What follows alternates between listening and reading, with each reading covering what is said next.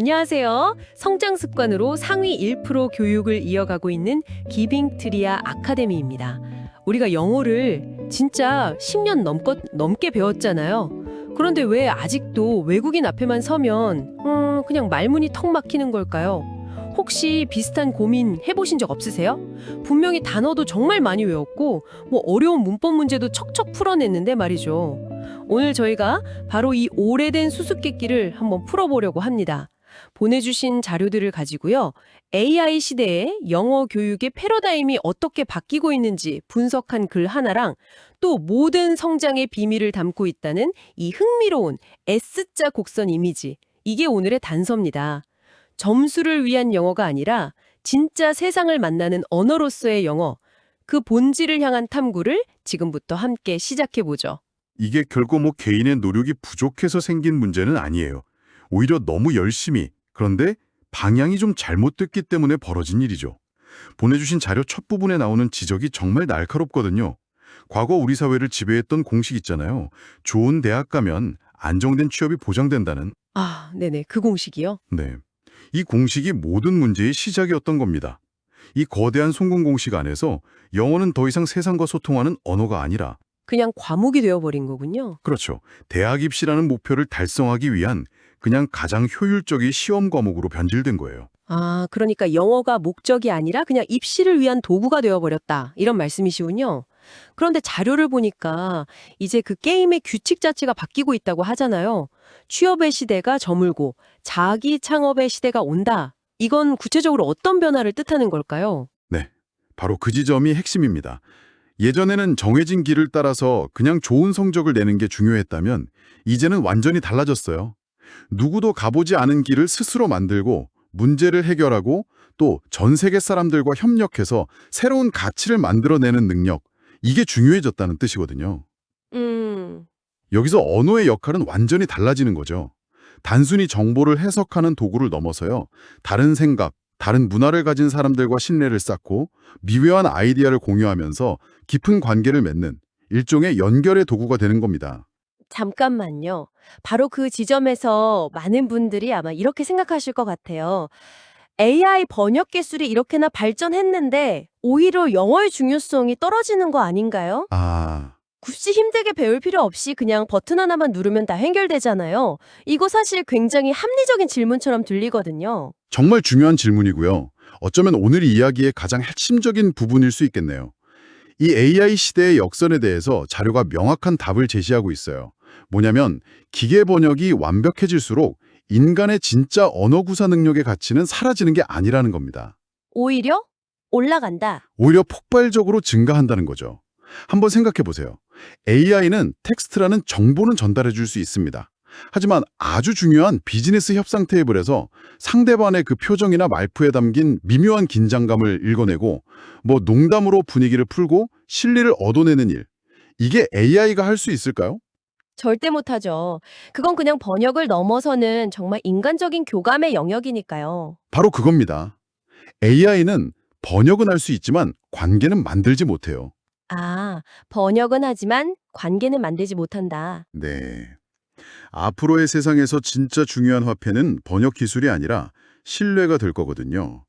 창의적인 아이디어를 내려고 팀원들이랑 막 머리 맞대고 브레인스토밍을 한다거나 문화적 차이를 넘어서 깊은 우정을 쌓는 일들, 이 모든 건 언어의 뉘앙스를 완벽하게 이해하고 구사하는 사람만이 해낼 수 있는 고유한 영역이죠. 그렇군요. 결국 AI는 훌륭한 조수가 될 수는 있겠지만 당신이나 당신의 자녀를 대체할 수는 없다는 겁니다.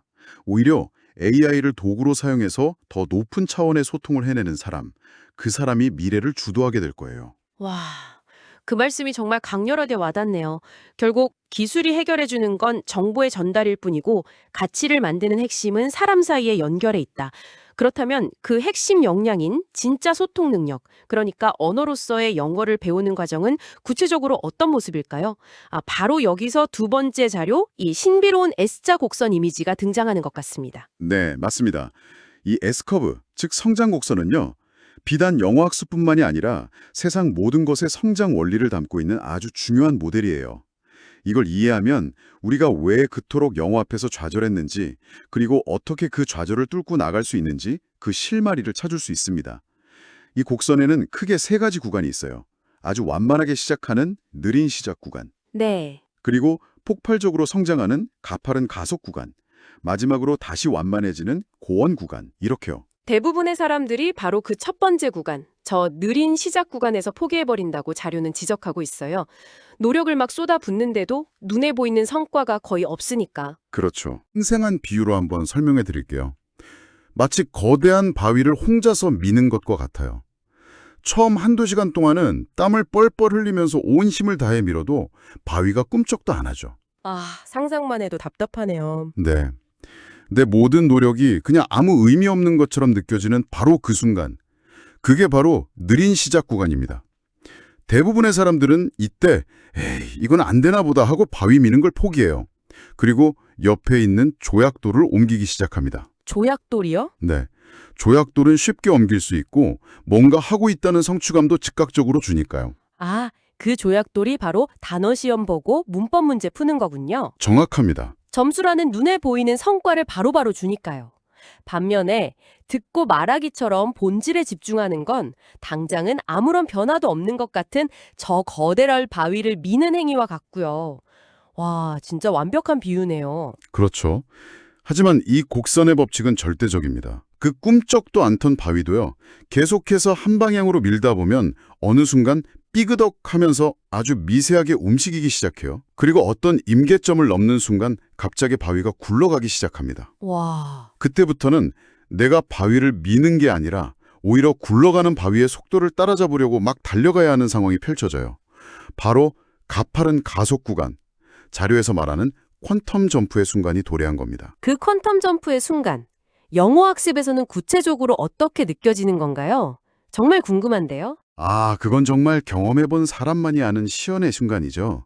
어느 날 갑자기 늘 그냥 소음처럼 들리던 영화 대사가 명확한 의미를 가진 문장으로 귀에 딱 꽂히기 시작해요. 오, 머릿속에서 한국어로 문장을 만들고 이걸 영어로 번역하던 과정이 그냥 사라져요.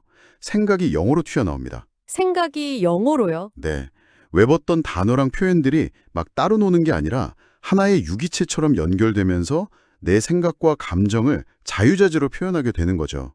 아이가 말을 배우는 과정이랑 똑같다고 보시면 돼요.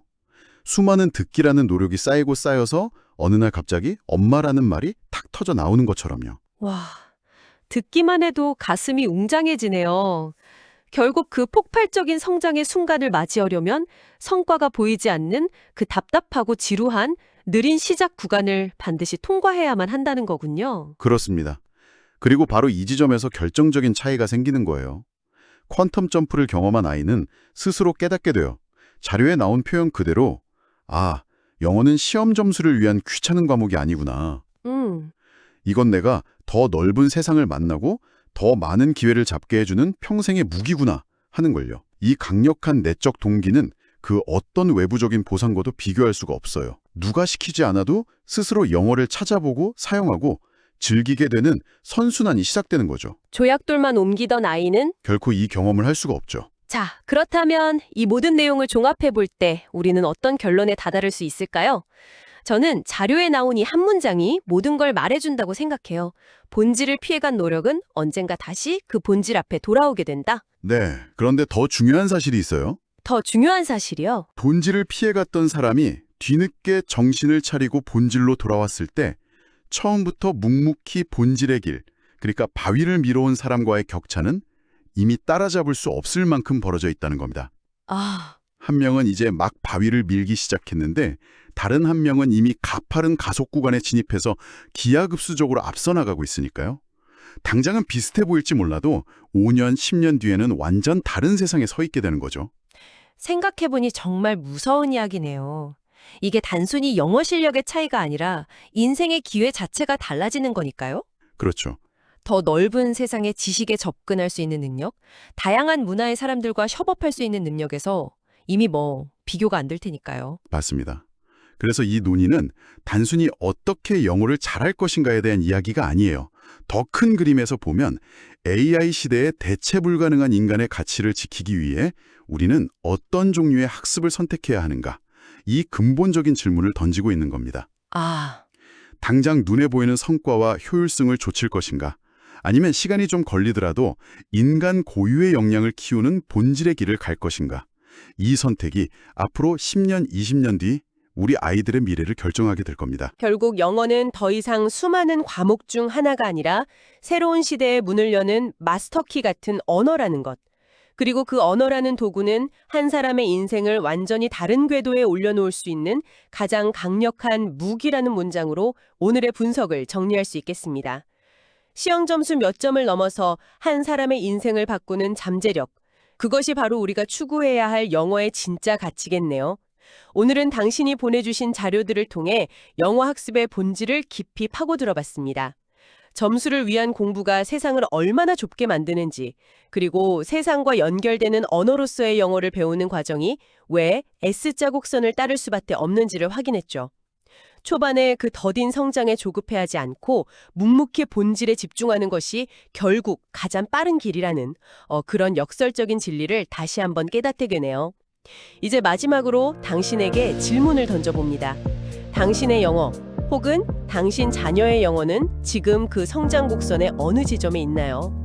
혹시 눈앞의 성과라는 그 조약도로 옮기면서 안심하는 동안 정말로 밀어야 할 거대한 바위를 외면하고 있지는 않으신가요?